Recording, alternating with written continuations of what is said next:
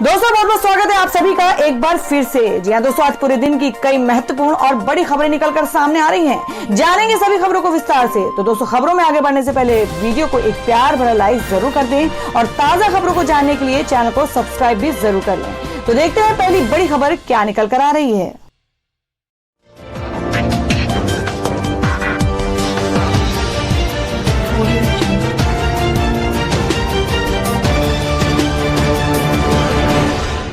दोस्तों, पहली बड़ी खबर प्याज के बढ़ते दाम के बारे में आ रही है कि नाफेड के पास बफर स्टॉक में बचे हैं सिर्फ 25,000 टन प्याज। नवंबर के पहले सप्ताह तक हो जाएगा खत्म।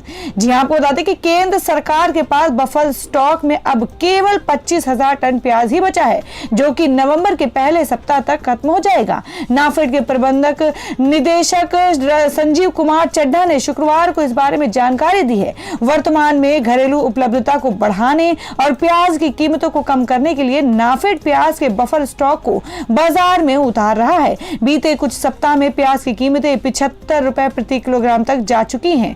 प्याज के बफर स्टॉक को नाफेड केंद्र सरकार की तरफ से तैयार और प्रबंधन करता है ताकि जरूरत पड़ने पर इसे इस्तेमाल किया जा सके। इस साल नाफेड ने बफर स्टॉक के लिए 1 लाख टन प्याज की सरकारी खरीद की थी। अब प्याज के बढ़ते कीमतों पर लगाम लगाने के लिए इसी का इस्तेमाल किया जा रहा है। और दोस्तों, मैं अगली खबर बता दें जो कि आपके लिए जानना बेहद जरूरी है कि अब इतने दिन बाद खुलेंगे बैंक। एटीएम्स में भी हो सकता है कैश की किल्लत। जी हम बात करें कि देश के सभी निजी और सार्वजनिक क्षेत्र के बैंक अब 2 दिन बाद ही खुलेंगे। इस बीच एटीएम में भी कैश की कमी की समस्या खड़ी हो सकती है। दरअसल सभी बैंकों में सोमवार को दुर्गा पूजा और मंगलवार को दशहरा की छुट्टी रहेगी। बता दें कि शनिवार यानी आज कल से बैंक बंद थे। हालांकि बैंकों की ओर से कहा गया है कि एटीएम में पर्याप्त नकदी भर दी गई है। साथ ही छुट्टियों के दौरान एटीएम में कैश खत्म होने पर फिर से डालने का काम जारी रहेगा। बैंकों के लगातार बंद रहने और त्योहारी माहौल में ज्यादा निकासी की उम्मीद के बीच एटीएम में नकदी की समस्या खड़ी हो सकती है। बैंकों की ओर से कहा गया है कि ग्राहकों को नकदी की समस्या से बचाने के लिए एटीएम में कैश खत्म होने पर फिर कैश डालने के लिए आउटसोर्सिंग एजेंसी की मदद ली जाएगी। वहीं बैंकों ने अपने कर्मचारियों की विशेष टीमें भी भेजी हैं ताकि नकदी खत्म होने पर एटीएम को रिफिल किया जा सके। इस दौरान ऑनलाइन ट्रांजैक्शन, कार्ड पेमेंट जैसी सुविधाएं बिना किसी रुकावट के जारी रहेंगी। इसके अलावा बैंक एटीएम में कैश की उपलब्धता सुनिश्चित करने के लिए ऑनलाइन निगरानी भी करते रहेंगे।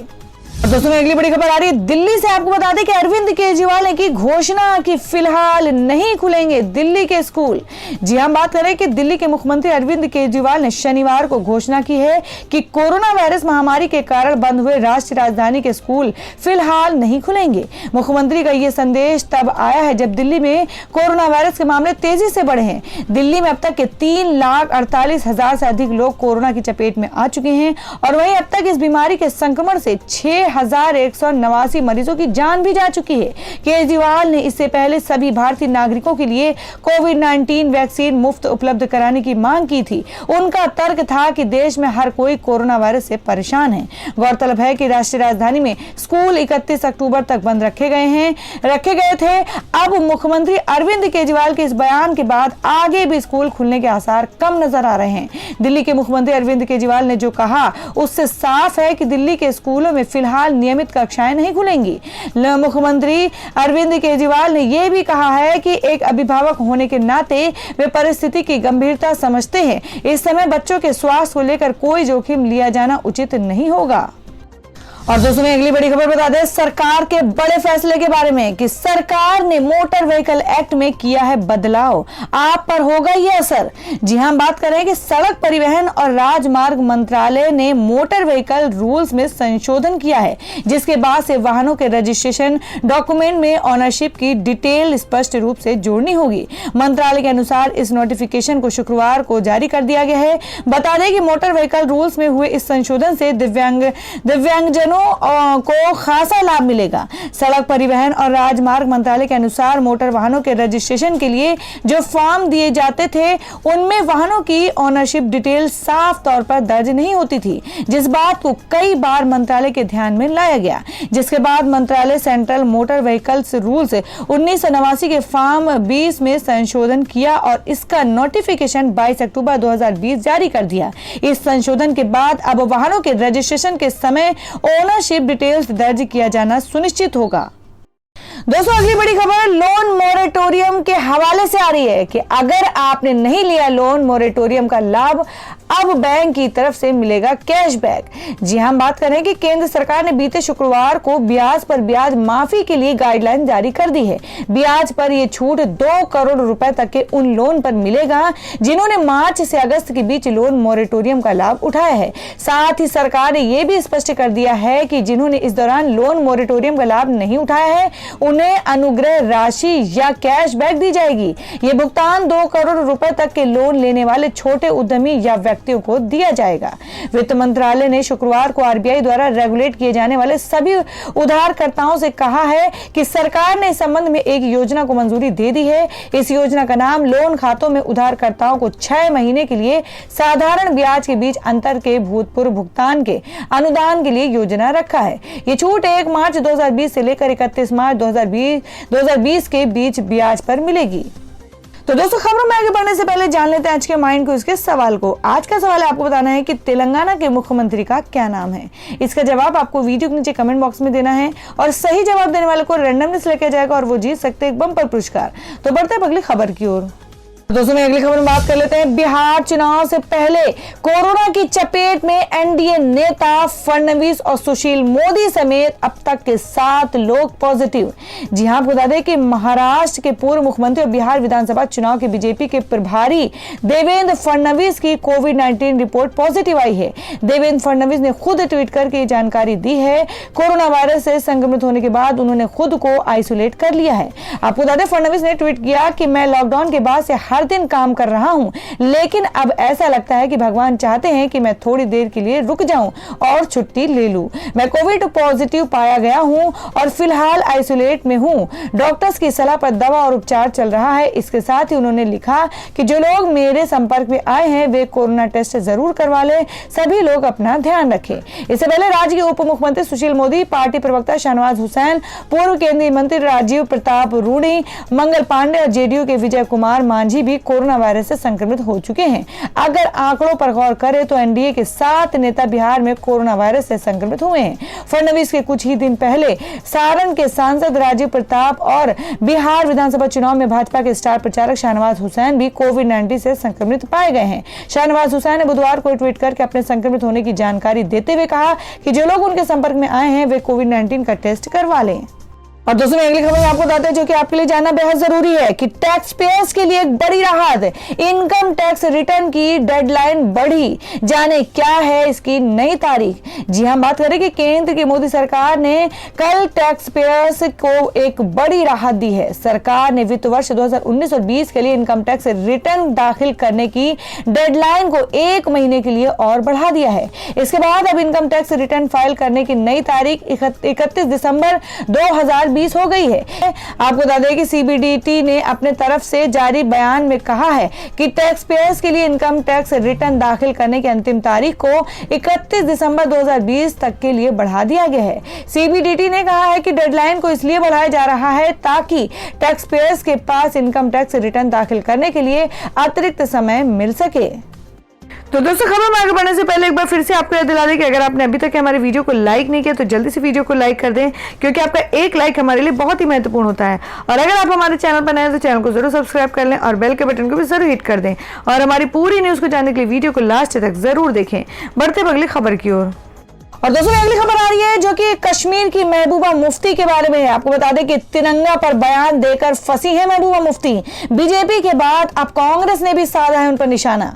जी हां, आपको बता दें कि कांग्रेस की जम्मू कश्मीर इकाई ने शनिवार को पूर्व मुख्यमंत्री महबूबा मुफ्ती से कहा कि वे राष्ट्रीय ध्वज को लेकर भड़काऊ और गैर जिम्मेदाराना बयान देने से बचे। इसके साथ ही पार्टी इकाई ने पीडीपी प्रमुख की तिरंगे को लेकर दिए गए बयान की कड़ी निंदा की है। आपको बता दें, तिरंगे को लेकर महबूबा मुफ्ती द्वारा दिए गए बयान पर प्रतिक्रिया देते हुए जम्मू कश्मीर प्रदेश कांग्रेस समिति के मुख्य प्रवक्ता रविंद्र शर्मा ने कहा कि यह बहुत ही भड़काऊ और गैर जिम्मेदाराना बयान है और उन्होंने लोगों की देशभक्ति की भावना को आहत किया है। उन्होंने कहा इस तरह के बयान किसी भी समाज में बर्दाश्त योग्य नहीं है और अस्वीकार है। शर्मा ने कहा कि राष्ट्रीय ध्वज देश के सम्मान और गौरव का प्रतीक है और लोगों को याद दिलाता है कि देश की स्वतंत्रता प्राप्त करने और देश के सम्मान और क्षेत्रीय अखंडता के लिए करोड़ों भारतीयों ने कुर्बानी दी है। आपको बता दें, कांग्रेस नेता ने कहा कि उन्हें इस तरह के भड़काऊ बयान देकर प्रत्येक भारतीय की भावनाओं को आहत करने से बचना चाहिए। उल्लेखनीय है कि 14 महीने की हिरासत से रिहा होने के बाद पहली बार मीडिया से संवाद करते हुए महबूबा मुफ्ती ने शुक्रवार को कहा था कि वे तिरंगे तभी उठाएंगी जब जम्मू कश्मीर के भूतपूर्व झंडे को बहाल कर दिया जाता है। और दोस्तों, अगली खबर है जो कि किसानों के लिए एक बड़ी राहत की खबर है कि सरकार ने दी है किसानों को एक बड़ी सौगात। पानी की किल्लत को दूर करने के लिए 3500 करोड़ रुपए की योजना की है लॉन्च। जी हां, बात करें कि प्रधानमंत्री नरेंद्र मोदी ने वीडियो कॉन्फ्रेंस के माध्यम से गुजरात में 3 परियोजनाओं का उद्घाटन किया और इन 3 योजनाओं में से एक है किसान सूर्योदय योजना। इस योजना का मकसद गुजरात के किसानों को सिंचाई के लिए दिन के समय बिजली की आपूर्ति सुनिश्चित करना है। इस मौके पर पीएम मोदी ने कहा कि गुजरात ने बिजली के साथ सिंचाई और पीने के पानी के क्षेत्र में शानदार काम किया है। बीते 2 दशकों के प्रयासों से आज गुजरात उन गांवों तक भी पानी पहुंच गया है जहां कोई पहले सोच भी नहीं सकता था। गुजरात के करीब 80% घरों में आज नल से जल पहुंच चुका है। बहुत जल्द गुजरात देश के उन राज्यों में होगा जिसके हर घर में पाइप से जल पहुंचेगा। आपको बता दें, इस अवसर पर पीएम मोदी ने कहा कि किसानों को रात के बजाय जब सुबह यानी कि 5 बजे से लेकर रात 9 बजे के दौरान 3 फेज बिजली मिलेगी तो ये नया सवेरा ही तो है। मैं गुजरात सरकार को बधाई दूंगा कि बाकी व्यवस्थाओं को प्रभावित किए बिना ट्रांसमिशन की बिल्कुल नई कैपेसिटी तैयार करके ये काम किया जा रहा है। ये इस योजना के तहत अगले 2 से 3 वर्षों में लगभग 3500 सर्किट किलोमीटर नई ट्रांसमिशन लाइनों को बिछाने का काम किया जाएगा। पहली बड़ी खबर बता दें जिसमें योगी सरकार ने एक बड़ा काम किया है। जी आपको बता दें कि योगी सरकार की एक बड़ी पहल, ग्रेटर नोएडा में बनेगा यूपी का पहला डाटा सेंटर पार्क। जी आपको बता दें कि योगी सरकार रोजगार का एक बड़ा अवसर यूपी के युवाओं को देने जा रही है। उत्तर प्रदेश में पहला डाटा सेंटर बनने जा रहा है। करीब 600 करोड़ रुपए से ज्यादा निवेश वाले इस हाई प्रोफाइल प्रोजेक्ट को सीएम योगी आदित्यनाथ ने मंजूरी दे दी है। आपको बता दें कि मुंबई का हीरानंदानी समूह ग्रेटर नोएडा में करीब 20 एकड़ भूमि पर इसे बनाएगा। यह परियोजना जहां युवाओं के लिए रोजगार का बड़ा अवसर लेकर आएगी, वहीं अन्य जगहों पर काम कर रही आईटी कंपनियों को अपना कारोबार करने में खासी मदद मिलेगी। और आपको बता दें कि सुविधाओं में लैस ये अपनी तरह का पहला डाटा सेंटर पार्क होगा। मुख्यमंत्री योगी आदित्यनाथ ने राज्य के विकास और रोजगार देने वाली योजना को हाथों हाथ लेते हुए अधिकारियों को निर्देश देकर जमीन की व्यवस्था भी कर दी है। मुंबई के रियल एस्टेट डेवलपर हीरानंदानी समूह ने मुंबई, चेन्नई व हैदराबाद में इस तरह के डाटा सेंटर बनाने के बाद अब यूपी का रुख किया है। डाटा सेंटर को लेकर अन्य कई कंपनियों ने भी रुचि दिखाई है। डाटा सेंटर बनने के बाद दूसरे राज्यों में संचालित हो रही कंपनियों को भी यूपी से जोड़ा जा सकेगा। और दोस्तों, अगली खबर मैं आपको बता दें जो कि बिहार चुनाव को लेकर है। आपको बता दें कि सुशील मोदी ने लालू यादव पर बोला जोरदार हमला। कहा रामनवमी के दिन 3 बकरों की बलि देने वाले हैं। जी हां, आपको बता दें कि बिहार विधानसभा चुनाव में बीजेपी नेता और राज्य के डिप्टी सीएम सुशील मोदी ने एक के बाद एक लगातार 5 ट्वीट कर राज्य की राजनीति को गर्मा दिया। सुशील मोदी के इस ट्वीट के बाद बिहार में राजनीति तापमान में गर्माहट आ सकती है। शनिवार को सुशील मोदी ने एक के बाद एक 5 ट्वीट कर राज्य की राजनीति तापमान को बढ़ा दिया। सुशील मोदी ने आरजेडी सुप्रीमो और बिहार के पूर्व मुख्यमंत्री लालू प्रसाद पर लगातार 5 ट्वीट के जरिए हमला बोला। मोदी ने लालू पर आरोप लगाया कि 3 साल पहले मुझे मारने के लिए तांत्रिक अनुष्ठान करा चुके हैं। 2005 में जब जनता ने लालू राबड़ी के कुशासन को खारिज कर दिया, तब लालू प्रसाद ने मुख्यमंत्री आवास छोड़ने में 1.5 महीने लगा दिए थे। और वह बता दें कि तेजस्वी यादव ने 10 लाख नौकरी के वादे को बताया पूरा हिसाब, बीजेपी से मांगा जवाब। जी हम बात करें कि बिहार विधानसभा चुनाव से 4 दिन पहले राष्ट्रीय जनता दल ने घोषणा पत्र जारी कर दिया। घोषणा पत्र में पूर्व कृषि ऋण माफी, 10 लाख सरकारी नौकरियां, शिक्षा के लिए 22% राज्य का बजट और एडहार्क कर्मचारियों को कई श्रेणियों को नियमित करने का वादा किया है। घोषणा पत्र जारी करते हुए राजद नेता और विपक्षी गठबंधन के मुख्यमंत्री उम्मीदवार तेजस्वी यादव ने 10 लाख सरकारी नौकरी के वादे के पीछे का पूरा तर्क दिया। आपको बता दें, तेजस्वी यादव ने कहा कि मुझसे कई बार पूछा गया है कि ये नौकरियां कैसे दी जाएंगी। सबसे पहले विभिन्न सरकारी विभागों में 4.5 लाख खाली जगह हैं। तेजस्वी ने कहा कि बिहार के प्रशासन को राष्ट्रीय औसत के साथ 5.5 लाख नौकरियों की जरूरत है। दोस्तों, अगली बड़ी खबर आपको बता दें क्या है मौसम का हाल कि जल्द ही सर्द होगी रातें, 17 डिग्री तक पहुंच जाएगा तापमान। जी आपको बता दें कि मौसम में तेजी से बदलाव हो रहा है। मौसम वैज्ञानिकों के अनुसार अब रात में सर्द बढ़ेगी, न्यूनतम तापमान गिरकर 17 डिग्री तक पहुंच जाएगा। ऐसे में लोगों ने सतर्कता नहीं बरती तो बीमार पड़ना तय है। जबकि गेहूं की बुआई के लिए मौसम अनुकूल माना जा रहा है। ऐसे में विशेषज्ञों ने किसानों को रबी की फसलों की बुआई की तैयारी में जुटने की सलाह दी है। हाल के दिनों में रबी फसलों की बुआई करने पर बीज का जमाव बेहतर होगा, इससे उत्पादन भी बढ़ेगा। मौसम विज्ञान विभाग के पूर्वानुमान के अनुसार आगामी सप्ताह में मौसम साफ रहेगा। औसत अधिकतम तापमान 33 से 34 डिग्री सेंटीग्रेड के मध्य, न्यूनतम तापमान 17 से 19 डिग्री सेंटीग्रेड तक रहेगा। आर्द्रता 70% तक रहेगी। सामान्य गति से अधिकतर दक्षिण पश्चिम दिशा की ओर हवा चलने की संभावना है। इस समय तो दिन में मौसम सामान्य है, लेकिन नवंबर माह में दिन में भी लोगों को ठंड का एहसास होने लगेगा। इससे जनजीवन तो प्रभावित होगा, लेकिन खेती बाड़ी के लिए मौसम अनुकूल माना जा रहा है।